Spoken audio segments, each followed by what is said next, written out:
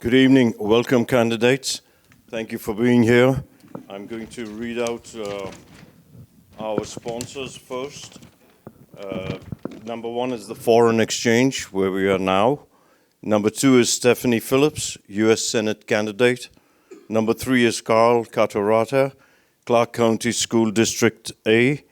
Number four is Ron Quince, U.S. Congressional District 1. And then the favorite one of mine, and I think everybody else here, is Barbie's Goodies. We've been having donuts all day, and I've still got proof here. So I'll explain to you the process. It's by now I should have memorized it, but I still will read it out. The panel members will introduce themselves by giving their name, position, and the organization they represent. Then each candidate will be given 1 minute to introduce themselves and asked to explain why they are running and seeking our endorsement. Number three, candidates, please. Remember, this is an interview, not a debate. So when asked a question from a panel member, all of them here, you will direct your answer to the panel members only. Thank you. Number four, when you receive a question from a panel member, you will be given 1 minute to answer their question. Right, Andre? 1 minute? Yes, sir. Number five, Andre will be the timekeeper. Once you receive the yellow card, he has those yellow and red cards in front of him. Andre, would you show them the red card so they know what... Yeah. That means stop, and if you don't stop, it's a $100 fine. Right. There you go. 15 seconds. Yeah. There you go. You know, it's like soccer. Yellow card, red card, you're out. He'll throw you out. I'm sure he accepts Monopoly Monopoly money. You're right. Yeah, that's good. Once you receive the yellow card, you'll get 15 seconds to wrap up. And then once you're given the red card, bada bing. All right? So go ahead. We'll introduce our panel first. Go ahead, young man. Good evening, everyone. Thank you for coming. My name is Kylie Tuckett. I'm with Veterans in Politics. Thanks for coming, everybody. Matthew DeFalco, Nevada Democratic Veterans and Military Families Caucus. Thanks for making a hike out here. Welcome, Andre Haynes, Armed Forces Chamber. Good evening, Barbara Lucian with Veterans in Politics. Welcome. Steve Horner, Nevada Democratic Veterans and Military Families Caucus. Thank you for being here. Barbara Dreyer, Nevada Democratic Veterans and Military Families Caucus. Good evening, and thank you for coming. Mikey Kelly, Nevada Democratic Veterans and Military Families Caucus. All right. Now we'll have the candidates. Why don't you start, sir? Introduce yourself. You have 1 minute. Tell us why you want to be in this position. Well, is this on, or do you need it? You're on. Is it on? Okay, thank you. Why I want to be in as the state assemblyman, or state senator? Yeah. I was a city councilman, and I was there for 10 years. I was a county commissioner. They put me into the county commissioner right after that. I was in NACO after that. Then I was asked to run for the state assembly, and I was there. We'd gotten a lot of good things that we got done as state assemblyman. We worked hard for the people. It was an open door policy that we had, and we always have, and we still have to this day, even though I was termed out 2 years ago. So my door in my office looks like it's awful sometimes. I can't get work done. But I devoted my life to the veterans, strongly. And I mean, I'll just not talk about it. I've got a list here if anybody wants to see them. I started with the Vietnam Wall, brought it down about $50,000 in shrubbery. I'm in the reds.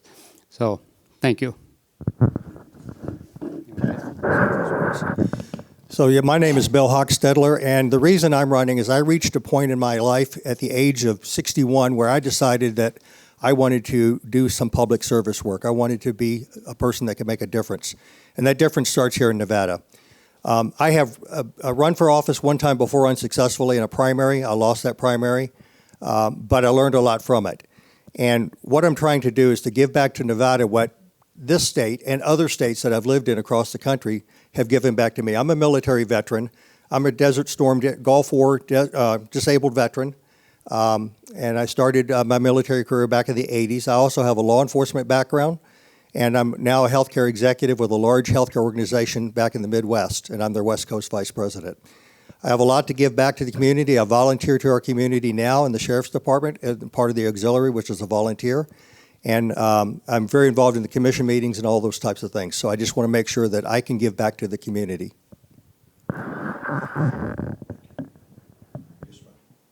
My name is Chelsy. Sorry. My name is.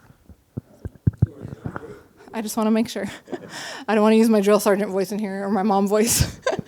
My name is Chelsy Fischer. Thank you all for having us here today. Instead of talking a whole bunch about myself, I would like to add in why I got involved in politics. I was born and raised in Portland, of all places, and that's something I don't usually like to admit, but it's pretty important because I've seen the changes, and people ask me, why is Portland the way that it is? And I'm 34, so the changes have been in my lifetime and what I've seen come through our schools and through our politics, and I was very politically inept, if you will, prior to moving to Nevada. And I never thought I would be in politics. I was asked to run on our school board, and I have successfully turned things around with our other board members out there, helped other school board members in other areas, and then I was asked to run for state senate by a lot of my constituents, and I am proud to have my name on the ballot to represent our communities. Thank you. Thank you. Yes. For community members and veterans who aren't familiar with the state senate district position, what can you educate them on your responsibilities to them, as well as the biggest change you would like to see in your district?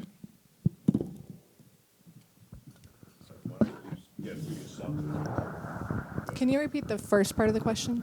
Sorry. So how can you educate veterans and your community members in your district on what your responsibility to them is? Veterans solely? Well, our biggest problem in most of our rurals, especially Nye County specifically, is that we have the largest population, I'm willing to bet, with actually looking at the demographics of veterans in the state, yet we have the smallest VA building, and we cannot access health care. I know because I'm also a veteran, and it's a struggle to get care in our community out there. We had a recent Veterans Town Hall where I specifically asked that question of why it is set up this way and why we are not serving the largest population in our state.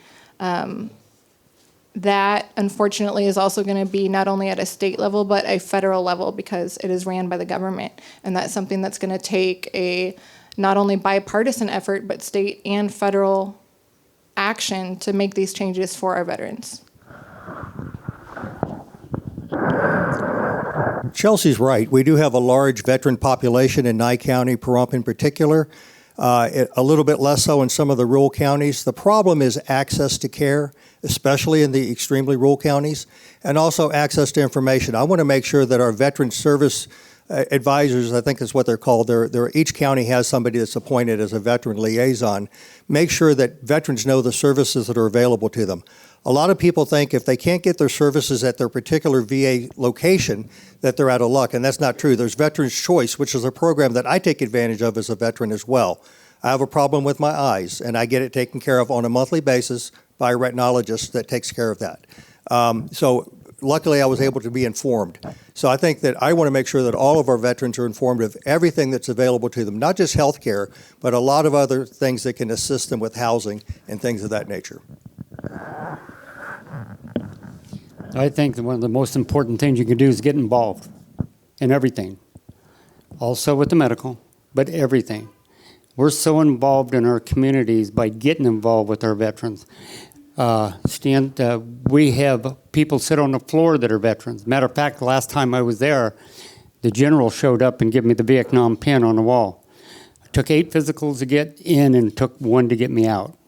So I still fought, and I put my life and devoted my life to the veterans. And I'll give you an example. like I said, we brought the Vietnam Wall, brought 6 jets down Main Street, and I had to call in all my chips to get the governor to get me the jets. We did. And it was one of the biggest things we had. But I got a list of things that we do that it gets our veterans involved. We put the cross up on the hill and built that cross. And that mountain's like this. And it's a big cross that runs all year. We also get involved with what we did with charities. And we started the Veterans Day Parade. And I did that, 2 of us. Okay.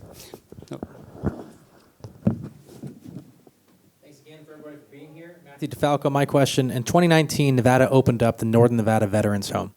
Many veterans, including veterans on this panel, raised alarm bells when the state decided to privatize the facility. In April of 2022, the Centers for Medicare and Medicaid Services, CMS, issued 37 health citations to the home, nearly 5 times the national average and 3 times the average for Nevada facilities that are inspected by CMS. The home received a 2 out of 5-star rating from CMS because of health inspection failures, including several for deficiencies in quality of life, infection control, and pharmacy service.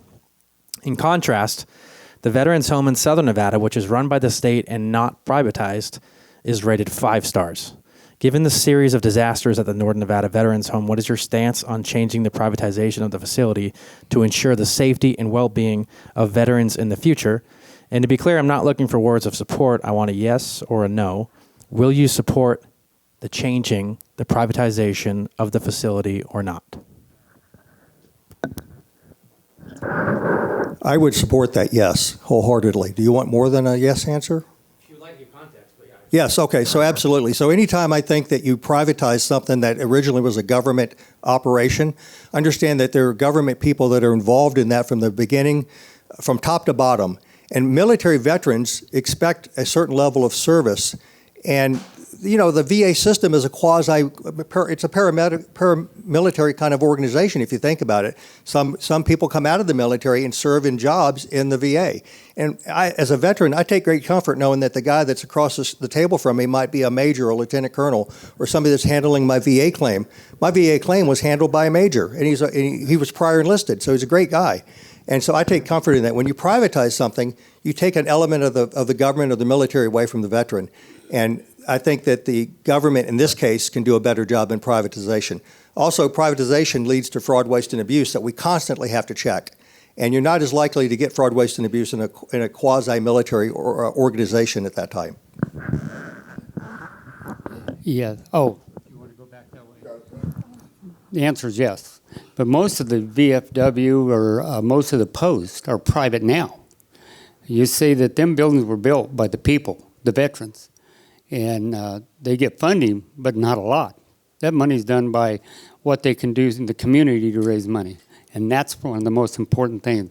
I don't know how many bills that we introduced that I put in, and I worked with the veterans, and they come in and sit with me, and we got them bills passed through committee. Why? Because it was so important to the veterans. And it's not just one thing, it's many, many things. So we spent a lot of time with our veterans, and we still do, even now, to this day. So you either get involved with the veterans or you don't. You've got to be with them, you got to work with them, you got to help raise the money with them. I do the 4th of July, and we have to raise about 100 and some thousand. If I don't, I eat it. But yet the veterans are there doing the concession stands and everything else. They're great. If it wasn't for the veterans, we wouldn't have a country we got today.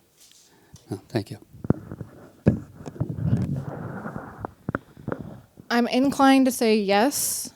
But to be honest, when we have what we have in our country right now, sometimes it's hard to say a yes or a no without the transparency on the facts of both. And when it comes to the VA and a veterans home, I would be inclined to say yes, because typically they do staff it with veterans who are also going to understand what other veterans have been through. And this is kind of comparable to the same thing with like drug addiction counseling. You're less likely to relate and understand to a person struggling with addiction or a veteran in combat if you haven't experienced it yourself. So it's extremely important that if they privatize something, that we still have the same staff members who understand what our veterans have experienced. And if we lose that, that is the biggest problem of why these types of things fail.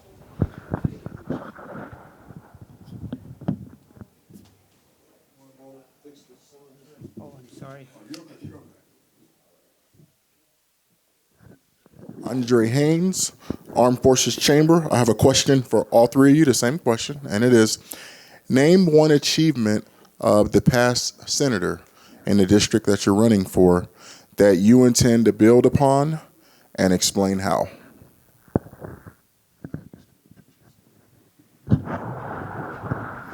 That is definitely a question I was not prepared for because I'm still fairly new to Nevada.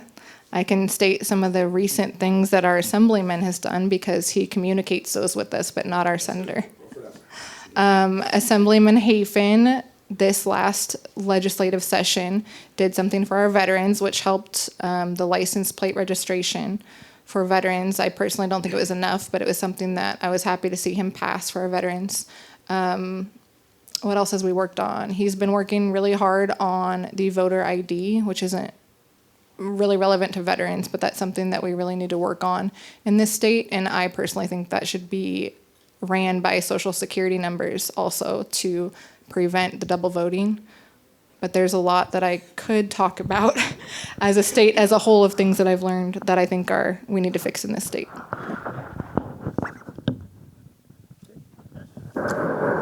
So the outgoing state senator, I've met with him for lunch a month and a half or two ago. We talked, and I know from understanding his position on different things and challenges that they've had. The biggest challenge is working with the other side, reaching across the aisle, making sure that we're getting things done and accomplishing something.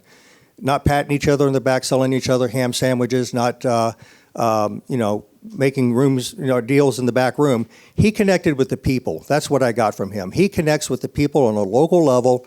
He gets out there and he meets people. He gets around, and like our assemblymen do, they get out and see the community. They talk to the business leaders, and that's what I admire. That I really do admire that about Pete Gocaccia. And if you can't connect with the people, you can't do your job effectively because you're not putting out votes that you are trying to do. You're trying to vote you're representing the people. And I think if anything comes out of an achievement that he did without naming a specific bill, it's the way that he connects with the people.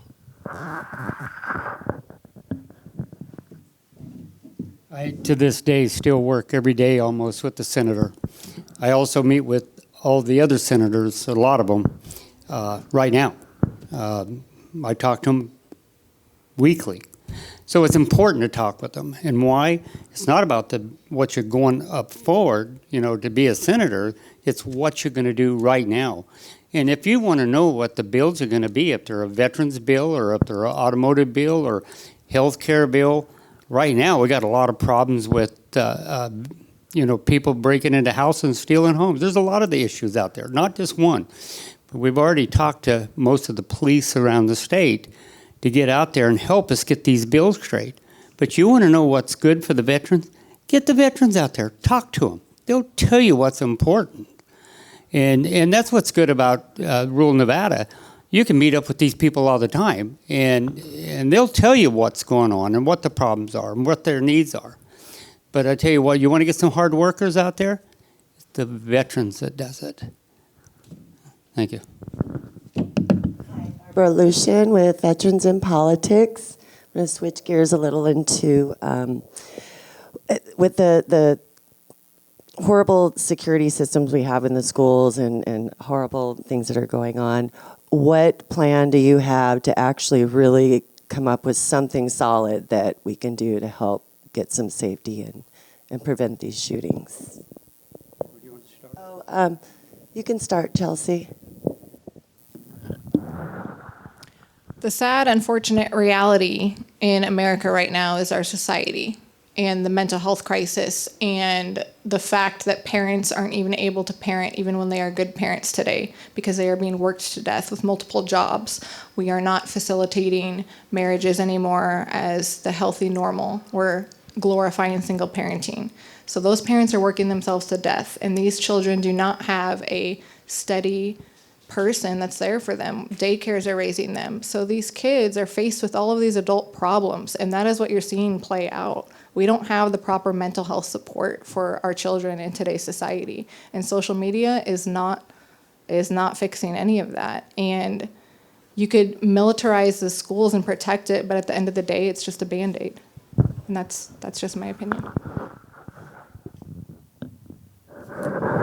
So we can talk all day long about the security measures that we can take in our school, put resource officers, 4, 5, 10, it doesn't really matter. The source of the problem is that there's a lack of opportunities and there's a scarcity mentality in America today.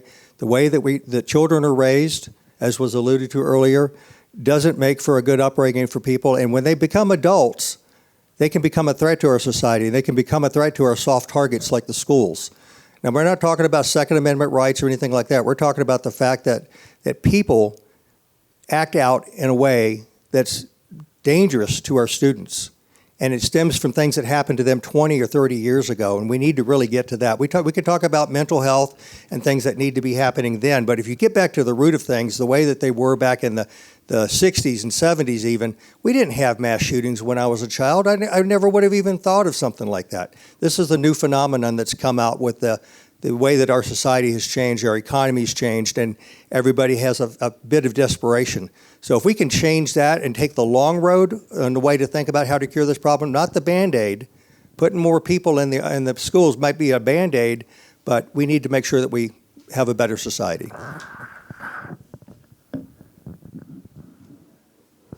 I've already started on my bills already.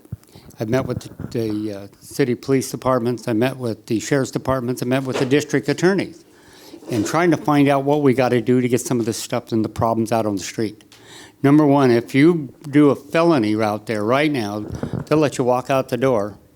But next thing you know, there's another felony, and another one, and another one. They just keep going and going. When is it going to stop? I had one guy in Elko that had 8 felonies, and the last one, he took a knife to his girlfriend. Now, at which point in time do we hold somebody accountable? So we're putting in bills, and we're writing bills right now, and what the bill's going to say, you can't keep filling up the jails and the prison, but what you are going to do is you're going to make them held accountable, and if they know that, they're going to stop. One of them is if you do a felony, and while you're out waiting to go to jail, and you have another one, guess what? You're going to stay in there until they have that first court. And that's just some of the things that we're starting on. We're doing now. Thank you. Suicide among veterans is still on the rise. I know in, I think it was 2018, or 2019 actually, they passed some money to train people to help veterans with this problem, but it hasn't helped it continue to rise. So what can you do as a state senator to develop programs that will help veterans with suicide prevention and to make sure that we curb the idea that veterans only the only solution is suicide? I've already done that. Started working on a bill several years ago, and it was with the children. There was so many kids committing suicide in school. It was awful. So we put a bill in there and did curricula at the school to educate these kids on what to watch for. Not to rat them off, but to get them help. And this has worked really good. And the teachers and both parties come together to help make that bill. I've lost several veterans friends that's committed suicide. One brought me in a big painting of the Vietnam Wall. We put it up on the wall in my office. He committed suicide that night. You talk about heartbreaking. It about killed me. So what we got to do, it's education. And the thing of it is, when you get a call, I don't care if you stand up all night, stay up all night talking to them. And that's what they need. They need somebody to reach back to them. And, the suicide hotline, I think that's sometimes fake. But we need somebody that can reach out and touch them, and that's what we do. And we thank them. Thank you. This subject hits pretty close to home. I have a family member that was subject to and committed suicide, military veteran, Vietnam veteran, Marine Corps. And I was a teenager when that happened in 1977. So 7 or 8 years after being wounded, coming back totally disabled, lack of opportunity, again, lack of vision, lack of support. We need to support our veterans. For me, because it hits close to home, I'm definitely going to be involved in that. I want to make sure that our veterans have opportunities for jobs and they have opportunities for proper health care and housing. How depressing can it be to be a homeless veteran in America today? 54% reduction in homelessness since 1986. And yet we still have 41,000 homeless veterans that we hope to house this year on an annual basis. That's a huge number. Imagine what it would be if we didn't do anything in the last 20 years. We can do better.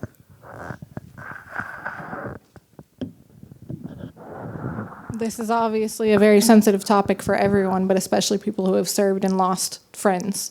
One of the things that we've done in school that should be implemented among veterans is we implemented something called Hope Squad, which empowers students to really be that resource for each other and teaches them, light psychology on how to help each other and what to recognize and signs of when to get help. And that is something that we should do for our veterans as well. I mean, how disheartening is it if you're suicidal to call the VA hotline and it tells you to call a 1-800 number? If I'm suicidal, I don't want to hear a 1-800 number. I don't want to hear somebody I can't relate to. In the military, we're trained to have battle buddies. You're trained to have all these things. You have that family. But yet when you get out of the service, that's gone. Your friends are in different states, so who do you go to? So falling back to things like the organizations that have that outreach, and I know the VA's made some improvements, like they now have like walk-in urgency clinics that you can go in for mental health, but really enhancing that, I think, will be the key.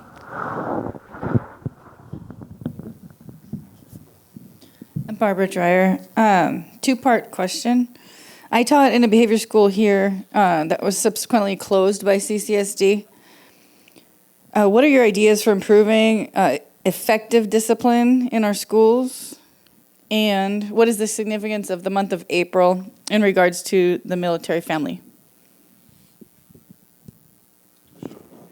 Want me to take it? Go ahead. Yeah, sure. So the second part of the question about the military family, what is April? That is the month of the military child, or you talk about the dependents. And the reason for that was Caspar Weinberger, who was our Secretary of Defense back in the day, back in 1986, formulated this idea so that we could make sure that we recognize the veterans' families, especially the children, because it's hard on children when their mother or father's on a deployment and they go away, or something happens to them and they don't come back ever. Those are very hard things to deal with in realities of life. So that's in recognition of the sacrifices that our dependent children give. The other part of the question was dealing with the CCSD. And what can you? Behaviors in schools and how to. Yeah. So, I was treated differently as a child as far as being disciplined. I mean, I remember the paddle with the holes drilled in it. You can't do that anymore. But we have to engage our parents. Everybody got that.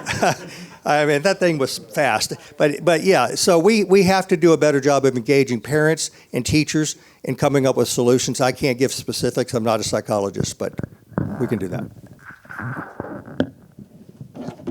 I know I got that pedal a lot, more than most. We just did a radio program and a TV thing just recently, and they kept asking me. They said the education is in disastrous, and I said I know that. You can't keep throwing money at the problem. But what did they do? And you go to any school board around this state or anywhere. What do? The first thing they do is they don't let the parents be involved. If they say, look, this book is something that's totally against what we believe in our faith or whatever. But what do? They won't let them speak. And when they do, they bring in the police. It's wrong. The parents has got to be involved with how the teachers act and how the parents act.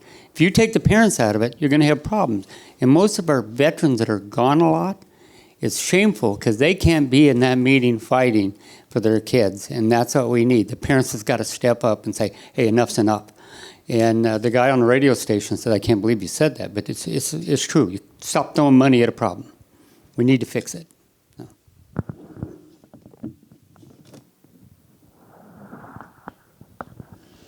So to hone in on that, because I have been serving on our school board out in Nye County, I was also an at-risk youth myself out of Portland. Some of the biggest problems that you see with the behavioral children and the psychology behind it is what I think is missed the most. And the most disheartening thing that I've heard, and this is not to bash our teachers because teachers are not special ed certified usually, is when they have a student who's neurodivergent or has ADHD or oppositional defiance disorder, and they don't understand the complexity of that child's mental health, and they think that the child is being defiant intentionally. So what happens is that student gets disciplined for something that is really out of their control, and say in addition that they have a hard home life. Well, now you have a student who has had negative and negative. So where is a positive for those children? Well, there isn't any because they're getting disciplined. Instead of having a behavioral specialist come in and hone in to really get what these students need. And that's the biggest problem that I've seen with our students that have behavioral issues. In addition that, you know, when the IDEA laws were enacted in the 70s, we have a way higher amount today of students with special needs than in the 70s. And those federal laws need to be revamped. And I've been trying really hard to work on that. But trying to get my Congressman Horsford to come to the table has been very difficult.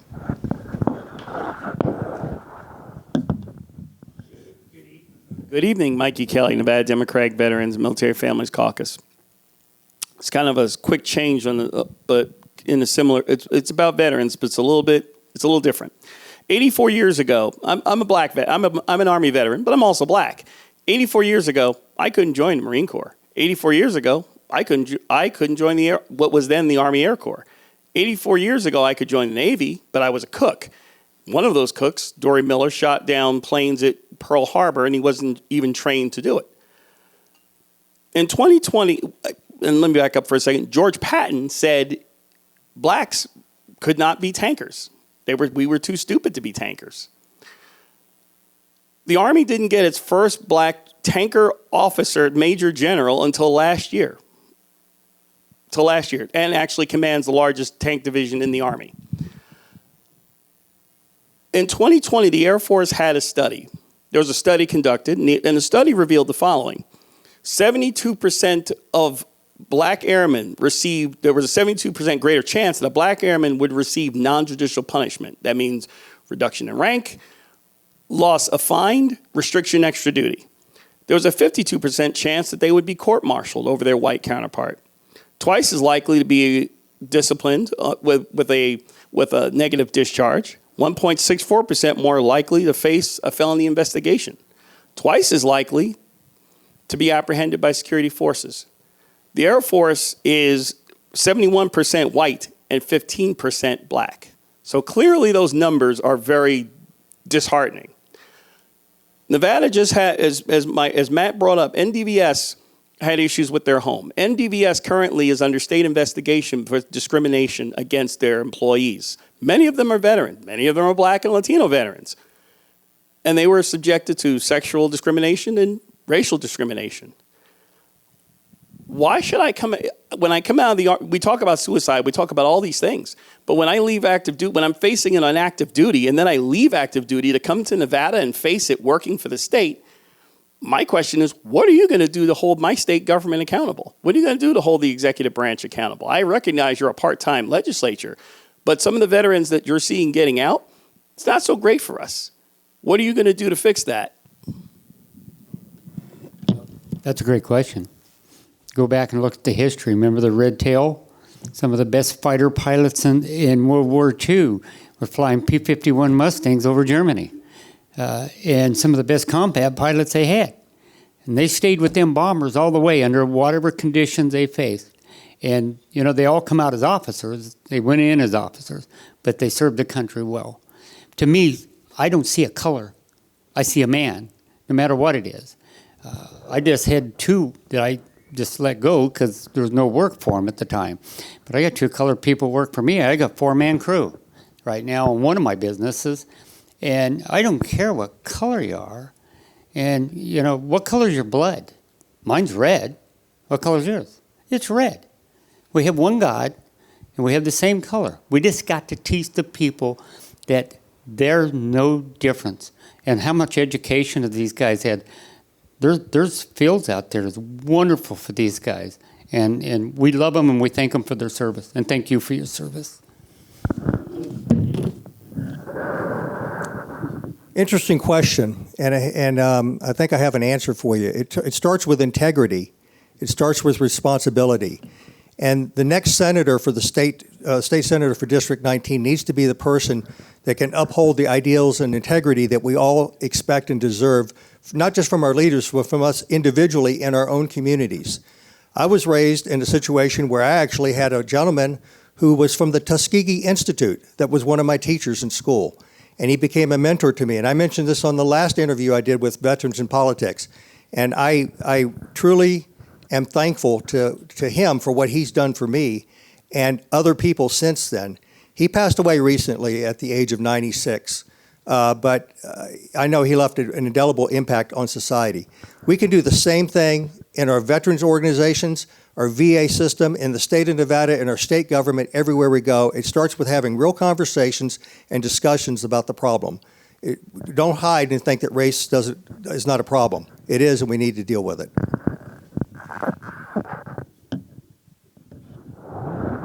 While most people avoid discussing the racial topics right now, I'm actually happy that you brought this up.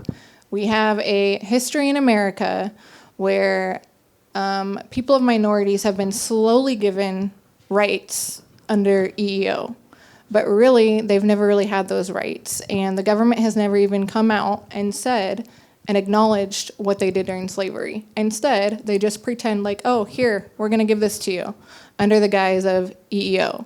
Now, we have, in my opinion, people who are not a minority that are, in my opinion, never grew up around anybody that is a minority, that, in my opinion, are what we call closet racists, and they're overcompensating for their own feelings to try and change things, but they still aren't listening to our minorities on how to fix things the right way. And a proper way would be to listen to our minorities and allow them to lead some of these things. You can't have somebody lead that didn't experience it, because you're not going to understand the disparities that come along with it. And I also believe, before he lifts the red card, that the government used black people to stay in lower positions in the military because they were the ones that were the first to die.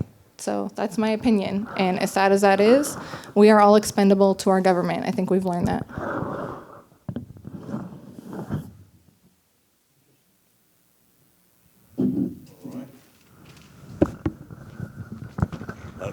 Thank you. That was so interesting. I got so involved. I'm like, whoa, wait, this is interesting stuff. Let's keep going. Some more donuts. Yeah, right. Thank you so much, candidates. And thank you. No, it's great. Thank you so much. And let me thank our sponsors first. The number one, again, I'll say the Foreign Exchange, Stephanie Phillips, U.S. Senate candidate, Carl Carterata, Clark County School District A, Ron Quince, U.S. Congressional District 1, and of course the best one, you can guess why everybody's having fun, it's Barbie's Goodies Donuts. All day we've had this, yes. I didn't get to introduce myself in the beginning. I'm Patrick Boylan, and I'm currently a regent in the Nevada System of Higher Education. And I thank you folks so much for coming. We're going to have some photographs now. Oh, sorry. Yes, right. No, closing. Each one of you get a minute to close and give us your website, how to get in touch with you. All right. Do you want to go ahead, ma'am? So I had a lot of questions that I can't elaborate on in less than a minute, but there is a lot that I plan on working on for our state. One of my most passionate things is obviously education, which is why I'm on a school board and why I was willing to serve. But also, when veterans get out, like Mr. Kelly said, their jobs in the military are not reciprocated. And I know we've had a lot of candidates who say that they want to work on it, but it never actually gets executed. So if you've been an electrician or something in the military, you can't just get out and go do the same thing that you've already been doing in the military, because they're like, well, you need to go to school for that. Wait, what? That makes no sense. Or if you're a combat medic, well, now you have to go redo your school somewhere else. It makes no sense. Some of the other things I'm passionate working on is working on our small businesses, removing the red tape, less government, we don't need them telling our farmland what to do. We don't need them taking our resources, our water. There's so many issues I could go into, but with a minute of time, I don't have the time. Oh, my website is not up yet, but it will be chelsyfisher.com. I'm waiting for them to approve my bank still. It's quite a process, unfortunately. And you can contact me from my cell phone number. I give it to all of my constituents. You can contact me at 3 o'clock in the morning if it's important. It is 971-221-2715. Thank you. Well, I'll start off by saying that I believe that I'm the right candidate at the right time for this district. We have a huge district to deal with, and I think I have the energy, the vitality, and the availability to get around to all the constituents that need to meet with me. So it's not just a Zoom call or a phone call. I'll be out there on the street meeting people. And I have, like I said, the time and energy to do so. I think that we need to recognize that the district is really complex. We have areas like Pahrump, which is a lot of growth. I live in Pahrump, and I've lived in big cities. I've been in different states throughout my life with a military career and so forth. So I understand how things are done outside Nevada and how we might apply that to fix problems inside Nevada, especially in high growth areas. But we also have to balance that with the heritage that our rural areas have. We have 4th and 5th generation ranchers. We have miners. We have people that make their living off the land. BLM land is an issue for all the counties. Conservation and natural resources are a big problem for places like Lincoln County. Understanding what the commissioners deal with on a daily basis is one of the goals that I'm going to have. So in saying so, I want to make sure that I'm engaged with every level of government within the counties and with all the constituents that depend on the state government to fix things. We need to reach across the aisle with the Democrats and get some laws passed. Well, I live in rural Nevada, in Elko. I'm in every part of the state. There's 17 counties in the state of Nevada. Every county is different, totally. Like our community college in Elko. I've had to hold up major bills in Nevada to get the funding back into our community colleges. In the amount of $64 million, what it ended up at. But we did that because of we love our community colleges, and why? There's 4 community colleges out in the rural Nevada. And I tell you, that is our workforce. Without workforce, you don't have anything out there. And you see people begging for labor right now. Electricians, plumbers, welders, diesel mechanics. There's thousands of jobs out there. But where's the workforce? I tell you what, we need these community colleges, and we got to get out and work with them, and we got to get the money to them. Because if we can get these out there, we can get people to work. And I was born and raised on ranches all my life. I know the hard work. And then on top of that, I own several small businesses, even laundromats. But I'm an electrical contractor, I own a plaza, I own residential. But I tell you, I grew up poor. So it's up to you to make what you're going to do with your life. And I've devoted my life to the state of Nevada. And I come with experience. And that's why. Thank you. You want to give us your website? Oh, sorry. I'm sorry. It's John at EllisonElko.com. Thank you. Thank you, sir. You didn't give it either, right? Yeah. Sorry about that. So I've simplified my website. The business cards have a different website on it, but it all redirects to the same thing. I shortened it to Hock19. Hockstedler was too long to say, so I just made it Hock. Everybody used to call me Hock, HOCK, 19 for the district number.com. Hock. And number is 725-200-2022. Thank you. Can we clap now? Yeah.